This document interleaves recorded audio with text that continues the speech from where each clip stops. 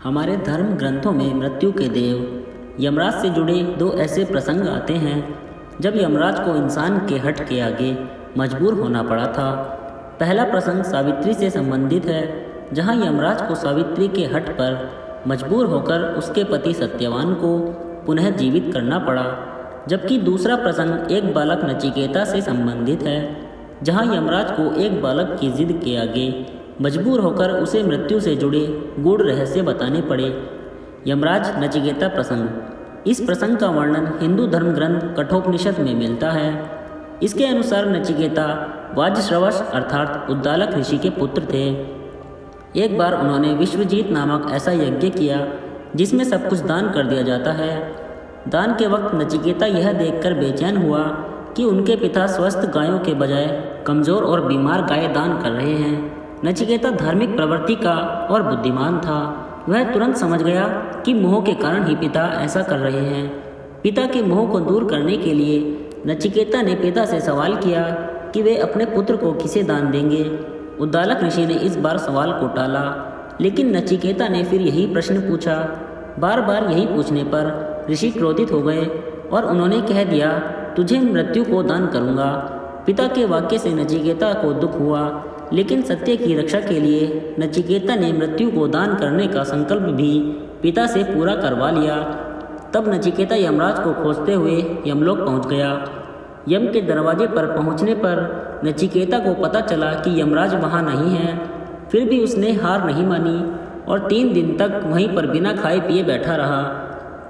यम ने लौटने पर द्वारपाल से नचिकेता के बारे में जाना तो बालक की पितृभक्ति और कठोर संकल्प से वे बहुत खुश हुए। यमराज ने नचिकेता की पिता की आज्ञा के पालन और 3 दिन तक कठोर प्रण करने के लिए 3 वर मांगने के लिए कहा। तब नचिकेता ने पहला वर पिता का स्नेह मांगा, दूसरा अग्नि विद्या जानने के बारे में था, तीसरा वर मृत्यु रहस्य और आत्मज्ञान को लेकर था। यम ने आखिरी वर को टालने की भरपूर कोशिश की और नचिकेता को आत्मज्ञान के बदले कई सांसारिक सुख सुविधाएं को देने का लालच दिया, लेकिन नचिकेता ने मृत्यु का रहस्य जानना था। अतः नचिकेता ने सभी सुख सुविधाओं को नाशवान जताते हुए नकार दिया। अंत में विवश होकर यमराज ने जन्म मृत्यु से जुड़े रहस्य बताए। आइए अब सब जानते हैं कि नचिकेता ने यमराज से क्या सवाल किए और यमराज ने उनका क्या उत्तर दिया। नंबर 1, किस तरह शरीर से होता है ब्रह्म का ज्ञान और दर्शन। मनुष्य शरीर 2 आँखों, 2 कान, 2 नाक के छिद्र, 1 मुंह, ब्रह्मरंध्र, नाभि, गुदा और शिश्न के रूप में 11 दरवाजों वाले नगर की तरह है, जो ब्रह्म की नगरी ही है। वे मनुष्य के हृदय में रहते हैं। इस रहस्य को समझकर जो मनुष्य ध्यान और चिंतन करता है उसे किसी प्रकार का दुख नहीं होता है। ऐसा ध्यान और चिंतन करने वाले लोग मृत्यु के बाद जन्म मृत्यु के बंधन से भी मुक्त हो जाता है। नंबर 2, क्या आत्मा मरती या मारती है। जो लोग आत्मा को मारने वाला या मरने वाला मानते हैं वे असल में आत्मा को नहीं जानते और भटके हुए हैं। उनकी बातों को नज़रअंदाज करना चाहिए, क्योंकि आत्मा न मरती है न किसी को मार सकती है। नंबर 3, कैसे हृदय में माना जाता है परमात्मा का वास। मनुष्य का हृदय ब्रह्म को पाने का स्थान माना जाता है। यमदेव ने बताया, मनुष्य ही परमात्मा को पाने का अधिकारी माना गया है। उसका हृदय अंगूठे की माप का होता है, इसलिए इसके अनुसार ही ब्रह्म को अंगूठे का आकार का पुकारा गया है। और अपने हृदय में भगवान का वास मानने वाला व्यक्ति यह मानता है कि दूसरों के हृदय में भी ब्रह्म इसी तरह विराजमान है, इसलिए दूसरों की बुराई या घृणा से दूर रहना चाहिए। नंबर 4, क्या है आत्मा का स्वरूप। यमदेव के अनुसार शरीर के नाश होने के साथ जीवात्मा का नाश नहीं होता। आत्मा का भोग विलास नाशवान, अनित्य और जड़ शरीर से इसका कोई लेना देना नहीं है। यह अनंत, अनादि और दोष रहित है। इसका कोई कारण है न कोई कार्य, यानी इसका न जन्म होता है न मरती है। नंबर 5, यदि कोई व्यक्ति आत्मा परमात्मा के ज्ञान को नहीं जानता है तो उसे कैसे फल भोगना पड़ता है। जिस तरह बारिश का पानी एक ही होता है, लेकिन ऊंचे पहाड़ों पर बरसने से वह एक जगह नहीं रुकता और नीचे की ओर बहता है, कई प्रकार के रंग रूप और गंध में बदलता है, उसी प्रकार एक ही परमात्मा से जन्म लेने वाले देव, असुर और मनुष्य भी भगवान को अलग अलग मानते हैं और अलग मानकर ही पूजा करते हैं।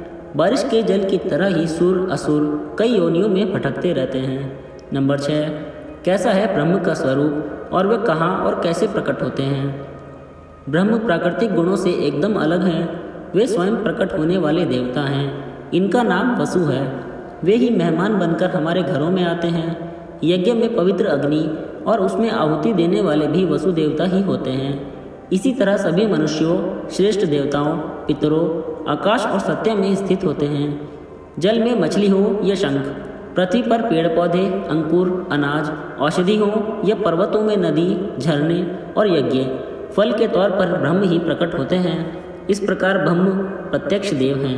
नंबर 7, आत्मा निकलने के बाद शरीर में क्या रह जाता है? जब आत्मा शरीर से निकल जाती है तो उसके साथ प्राण तथा इंद्रिया ज्ञान भी निकल जाता है। मृत शरीर में क्या बाकी रहता है? यह नज़र तो कुछ नहीं आता, लेकिन वह परब्रह्म उस शरीर में रह जाता है जो हर चेतन और जड़ प्राणी में विद्यमान है। नंबर 8, मृत्यु के बाद आत्मा को क्यों और कौन सी योनियाँ मिलती हैं? यमदेव के अनुसार अच्छे और बुरे कर्मों और शास्त्र, गुण, संगति, शिक्षा और व्यापार के माध्यम से देखी सुनी बातों के आधार पर पाप पुण्य होते हैं। इनके आधार पर ही आत्मा मनुष्य या पशु के रूप में नया जन्म प्राप्त करती है। जो लोग बहुत ज़्यादा पाप करते हैं वे मनुष्य और पशुओं के अतिरिक्त अन्य योनियों में जन्म पाते हैं। अन्य योनियाँ जैसे पेड़ पौधे, पहाड़, तिनके आदि। नंबर 9, क्या है आत्मज्ञान और परमात्मा का स्वरूप? मृत्यु से जुड़े रहस्यों को जानने की शुरुआत बालक नचिकेता ने यमदेव से धर्म अधर्म से संबंधित रहित कार्य कारण रूप प्रकृति, भूत, भविष्य और वर्तमान से परे परमात्म तत्व के बारे में जिज्ञासा कर की। यमदेव ने नचिकेता को ओम को प्रतीक रूप में परब्रह्म का स्वरूप बताया। उन्होंने बताया कि अविनाशी प्रणव यानी ओंकार ही परमात्मा का स्वरूप है। ओंकार ही परमात्मा को पाने के सभी आश्रयों में सर्वसे सर्वश्रेष्ठ और अंतिम माध्यम है। सारे वेद, कई तरह के छंदों व मंत्रों में यही रहस्य बताए गए हैं। जगत में परमात्मा के इस नाम व स्वरूप की शरण लेना ही सबसे बेहतर उपाय है।